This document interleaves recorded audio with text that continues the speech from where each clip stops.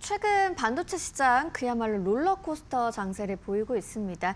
급락 이후에 다시 또 급반등하면서 투자자분들의 고민이 깊어지실 텐데요. 오늘 주식회사 한반도 박준영 대표님과 함께 반도체주의 변동성부터 투자 전략 그리고 HBM 경쟁까지 핵심 이슈 차례로 짚어보겠습니다. 안녕하세요, 대표님. 네, 반갑습니다. 네. 지난주에 반도체주가 급락 후에 또 다시 급반등하면서 극심한 변동성을 보였는데요.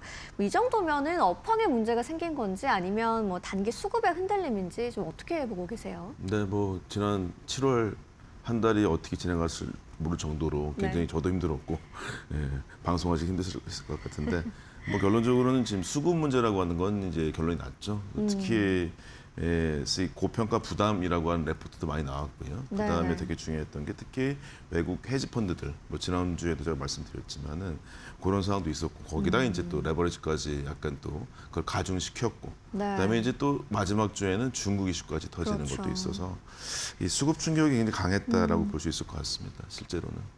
네, 변동성 지표도 금융위기 수준까지 올라갔다고 하던데요. 네, K-코스피라고 해가지고 저처럼 펀더멘탈 투자하는 사람도 대체 이게 제가 알고 있는 업황이나 방향성과 너무 달랐기 때문에 저도 데이터를 다 뒤져봤더니 V코스피라고 있습니다. 거기 지수가 90 정도까지 가는 게 이번에 됐는데 그게 언제냐? 금융위기 때의 지표거든요. 이제 우리가 지금 7월 한 달은 금융위기의 한 달을 보낸 것처럼 변동이 너무 심했어서 그래서 굉장히 저도 만만치 않았던 것 같고 투자자분들 쉽지 않았을 것 같은데 그냥 말씀드리고 싶은 거는 결국에는 일단 업황에 대해서는 훼손은 전혀 없다. 그래서 우리 지난주에 보셨겠지만 하이닉스가 기대 대비까지는 아니었지만 엄청난 이익을 거두긴 했고요. 삼성전자도 확정 실적 자체가 반도체가 89.5조라고 하는 엄청난 돈을 벌였다는 거.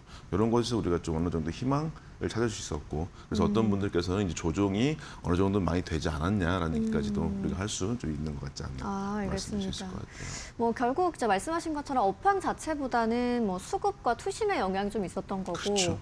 워낙 좀 변동성이 확대됐는데 당분간은 지속될 것으로 보인다는 말씀이겠네요. 어쩔 수 없을 것 같습니다. 그러니까 지금 아직까지도 이 소위 얘기했던 헤지펀드들의 영향력이 꽤 있다고가 이제 점점 알려지고 있는데 그들의 방향성, 우리나라가 실제로 이제는 근본적으로는 좀 우리나라가 국가의 그 자본을 지킬 수 있는 방식을 많이 고민해야 될 것 같아요.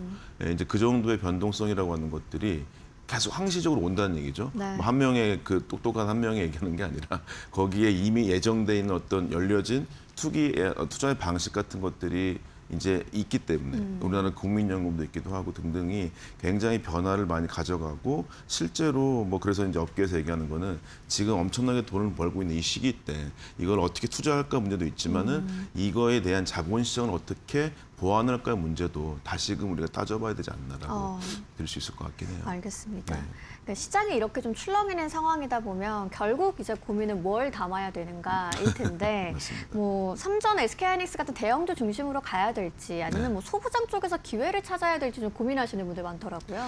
그러니까 크게 두 가지죠. 그러니까 그 코스피가 지난주에도 딱 마지막 날에 19% 올랐고 코스닥이 11% 정도 올랐었어요. 그러니까 이제 보시기에도 그 무거운 것이 그렇게 많이 올랐단 말이야 하는 이유는 결국에 외국인 수급이라고 하는 게 먼저 누가 더 많이 올 것인가 문제도 있고요. 그다음에 대형이라고 할 수 있는 기관들도 봤을 때는 아직까지는 실적이 좀 더 보이는 전 대형주가 일단 낫지 않을까 말씀드릴 수 있을 것 같아요. 근데 본인의 투자 경향상 어떤 면에서는 좀 소부장 쪽에서 좀 알랄이 좀 좋은 것들, 실적이 확실히 보이는 것들인데 예를 들면은 몇 번 말씀드렸지만 이제 올해 웨이퍼는 절대 안 넣는데 소위 후공정 쪽에 HBM을 만들어주는 쪽에 대해서는 뭔가 좀 변화가 10월 달부터 웨이퍼가 만들어지긴 하거든요. 그러면 이미 몇 달 전에 보시겠지만 한미반도체 같은 경우는 이미 하이닉스 같은 경우는 장비 투자는 이미 됐고요. 그럼 결국엔 가동률이 늘어난다는 얘기는 소재나 부품 쪽으로의 어떤 수급 같은 것들 아니 그 실제 매출이 일어날 가능성이 높습니다. 그런 것들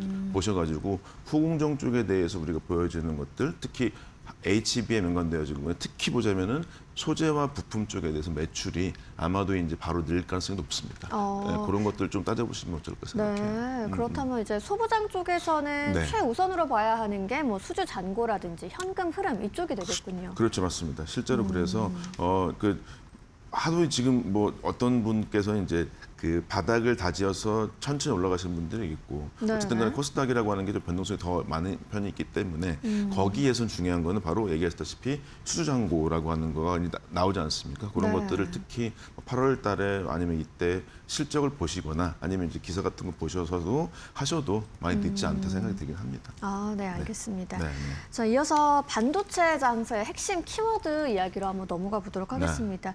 뭐 삼성전자, SK하이닉스의 HBM 경쟁도 좀 새로운 국면에 들어가고 있다라는 평가가 있는데요. 뭐 시장 전망은 어떻게 보시는지 또 두 기업의 경쟁 구도 어떻게 좀 해석을 해봐야 될까요? 네, 결론적으로 제가 이제 마켓 시그널을 많이 말씀드렸는데 투자자분들께서 이제 HBM 하면은 하이닉스다라고 하는 게 이제 항상 24년부터 있으셨어요. 근데 네. 이제 업계에서는 HBM4라고 해서 지금 만들어지고 있는 거 있죠. 이때부터는 아마도 삼성전자가 앞설 것이라고 저도 몇 번 말씀드렸고 지금 잘 나오듯이 UBS가 지난 주말에 네, 네. 27년도에는 삼성전자가 하이닉스를 HBM에서 추격할 것 같다라는 얘기까지 나왔는데 이제 숫자로 간단히 말씀드리면 작년도에는 25년도에는 삼성전자 하이닉스 마이크론이 6대 2대 2인데 제가 이제 얘기했던 건 5대 3대 2였는데 UBS 리포트에서는 49대 41 정도로 얘기하더라고요.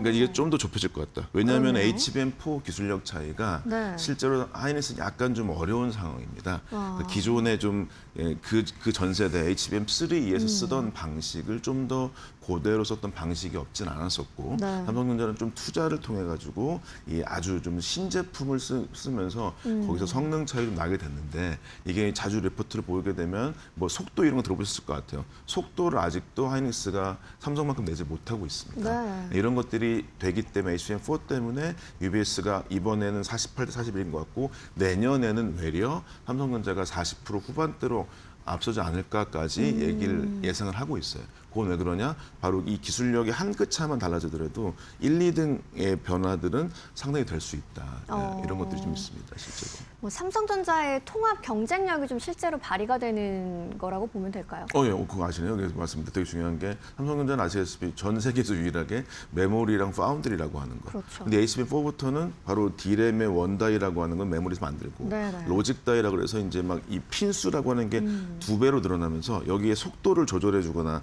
이렇게 순위를 매겨 주는 것들의 로직이 필요하거든요. 그래서 로직 다이가 들어가는데 이건 삼성은 내부적으로 만드는데 하이닉스 같은 경우는 TSMC한테 의뢰를 해서 외주를 줘야 되는 상황이거든요. 네. 근데 TSMC가 그렇게 하이 퀄리티의 반도체의 로직 반도체를 만들 때 하이닉스한테 물량을 몰아줄 필요는 별로 없거든요. 더 값비싼 게 바로 엔비디아 GPU나 네. 애플의 칩이 있기 때문에 그런 것들에 대해서 기술적인 접근이나 양산성의 어떤 그 상황 자체가 삼성전자한테 유리할 수밖에 없다는 게 좀 말씀드릴 수 있을 것 같긴 해요. 그렇다면 뭐 고객사 확보라든지 양산 네. 시점 같은 게 뭐 두 기업의 승부를 가릴 핵심 변수가 될 수도 있겠군요. 네, 맞습니다. 네. 아, 알겠습니다. 또 한편 이제 중국 반도체 추격도 상당히 매섭습니다. 그렇죠. 지난주에도 큰 이제 이슈가 됐었는데 또 중국의 CXMT가 차세대 저전력 D램이라고 하죠. LPDDR6 개발 막바지에 진입했다는 네, 보도가 맞아요. 나와서 뭐 국내 업체들의 좀 입지 우려도 나오고 있는 상황입니다. 또 현장 연구원 출신이잖아요. 네, 맞아요. 그 보시기에 좀 실질적인 위협 수준은 어느 정도라고 보세요? 결론적으로는 없다고 보시는 게 맞습니다. 아, 그러니까 이게 저도 이제 이 기사를 보고 네. 또 이제 뭐 익명의 저희 휴민트들에게 연락을 해서 과연 이거 어떻게 된 거냐. 저도 휴민트들. 네, 당연히 이제 모르진 않긴 한데 네네. 혹시 그러냐. 근데 이제 가장 큰 건 어쨌든 이게 반도체로 보시면 막 신문 기사 보시면은 뭐 세계 최초 개발 완료됐다라고 하는 개발 완료 지점이 있고 양산됐다라고 하는 크게 보시면 양산과 개발과 양산 스텝이 있는데 네. 지금 기사 정확히 이 중국의 신문을 제가 찾아봤는데 받는 게 뭐냐 개발의 막바지라고 얘기하거든요. 예, 그러면 개발도 된 게 아닙니다 아직. 그렇네요. 예, 개발 완료는 삼성전자 하이닉스는 이미 올해 1분기 때 끝났었거든요. 네. 그래서 그거를 이제 너무 이제 기사에서 이게 이 실제로 이전의 디바이스 중에 뭐 LPDDR5 이런 게 있는데 이게 2년 3년 정도 전에 동일한 언론사에서 CXMT 개발했다 했는데 양산되는데 2년 반이 걸렸어요. 예, 이런 것들도 있거든요. 물론 중국 반도체 무시하면 절대 안 됩니다. 이게 네. 양산성이나 이 실제로 인구 대비 투자 같은 게 엄청 많고 R&D 비용이 많이 있기 때문에 되게 중요하긴 한데 이것들이 현재 실제로 개발한다고 했을 때도 선단 공정으로 봤었을 때는 아직까지 CXMT는 삼성전자 하이닉스 대비해서 보통 한 두세 대 뒤져 있거든요. 예, 이런 상태가 있기 때문에 실제로 근데 그 다음에 뭐냐 그동안 CXMT는 돈을 하나도 못 벌었어요. 적자 기업이었거든요. 그래서 지금 삼성전자 하이닉스는 돈을 많이 벌어서 양산성을 확 넓히지 않습니까? 그래서 최태원 회장이 뭐 라인을 원래 하나 지으려가 두 배를 져야 된다는 얘기하지 않습니까? 근데 여기는 돈이 없어서 아직까지 라인을 못 짓고 있어요.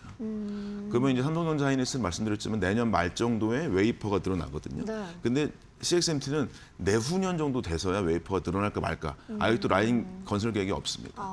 그러면 개발이 됐더라도 양산은 되는 건 아직 멀어 있고 네. 지금 자방도 나오지만 기본적으로 3년 격차를 보이고 있다.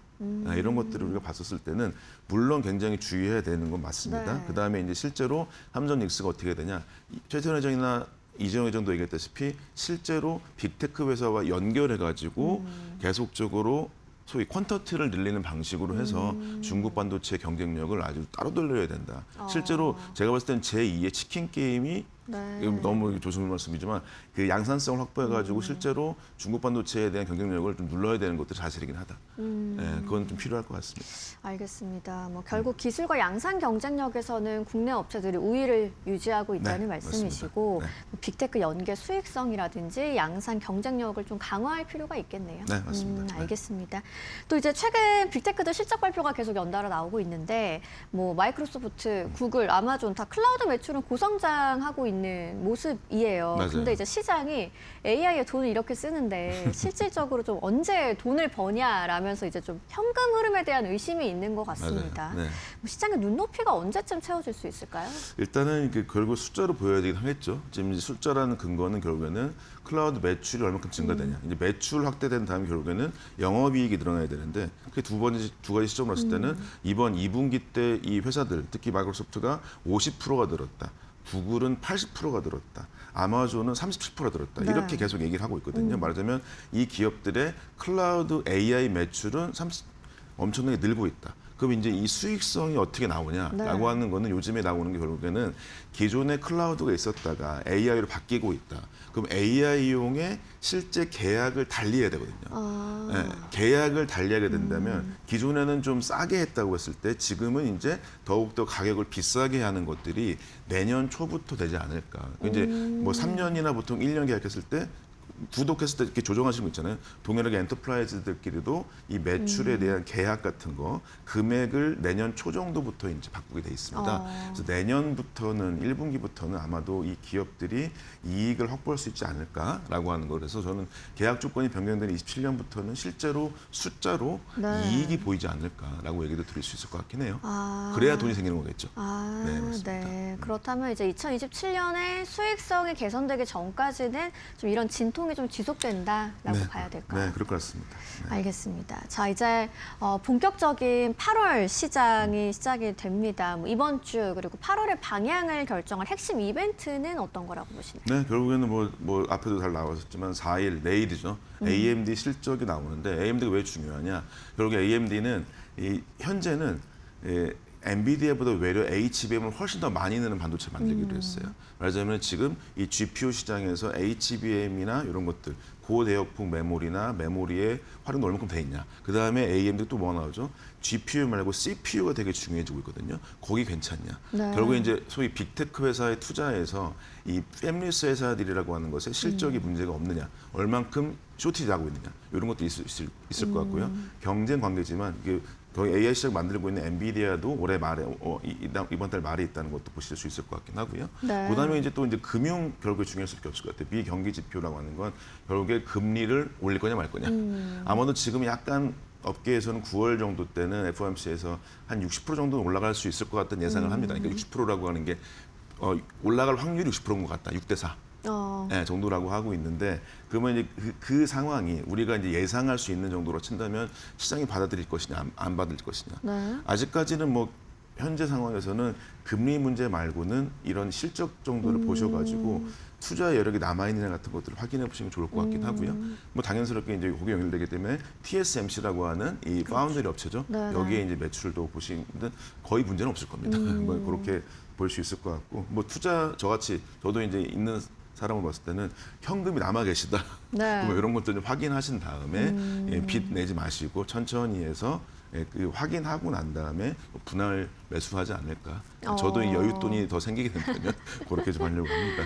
네, 뭐 추격 매수보다는 좀 실적을 확인한 후에 분할 접근을 하는 전략이 좀 필요하겠습니다. 네, 그렇습니다. 네, 그러면 이제 이렇게 변동성이 클 때 개인 투자들이 가장 좀 피해야 할 매매 패턴이라고 할까요? 그런 게 있다면 좀 한 가지 짚어주시죠. 그러니까 저는 이제 이게 한번 확 떨어지지 않았습니까? 네. 그래서 저는 일단은 결국에는 아직까지 뭐 사람마다 다르시겠지만은 펀더멘탈을 볼 수밖에 없겠다. 네, 실적을 믿을 수밖에 없겠다. 그다음에 너무 왔다 갔다 하시는 것보다는 네. 일단은 한번 우리나라 반도체 쪽은 어쨌든 많이 떨어졌기 때문에 좀 보시고. 근데 가장 크게 보실 거는 결국에는 이 빅테크 기업들의 투자 여력들이 남아 있는지 여부가 네. 아직도 괜찮다고 한다면 그런 것들은 좀 지켜보시는 게 좋지 않을까.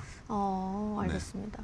뭐 이번 달 혹시 좀 투자자들이 기회로 삼아볼 만한 좀 가장 중요한 시점? 좀 언제쯤으로 생각할까요? 뭐 시점까지는 말씀드리기 어렵지만 이제 전공정, 후공정을 봤을 때는 이게 장비들이 네. 내년 초에 이 반도체 팹들이 늘어날 경우가 이제 내년 초기 때문에 지금부터 장비사 매출이 늘어나긴 하거든요. 네. 그래서 이제 앞서도 보시면 뭐 원익이나 이런 회사들을 얘기했었던 게 틀리진 않고요. 저는 이제 그것도 있지만 좀 더 안정적으로 말씀드렸다시피 해외 주식에서는 글로벌 탑5 장비사들, 뭐 어플라이드 머티리얼스 뭐 이런 쪽에 대해서는 나쁘지 않다 말씀드릴 수 있을 것 같아요. 네, 알겠습니다. 네. 오늘 좀 변동성이 커진 반도체 시장의 속사정 그리고 대응 전략까지 한번 깊이 있게 다뤄봤습니다. 섣부른 추격 매수보다 실적 확인 후 분할 접근 전략이 필요하다는 점 잘 기억해 두시면 좋겠습니다. 오늘 박준영 한반도 대표님과 함께했습니다. 좋은 말씀 고맙습니다. 감사합니다.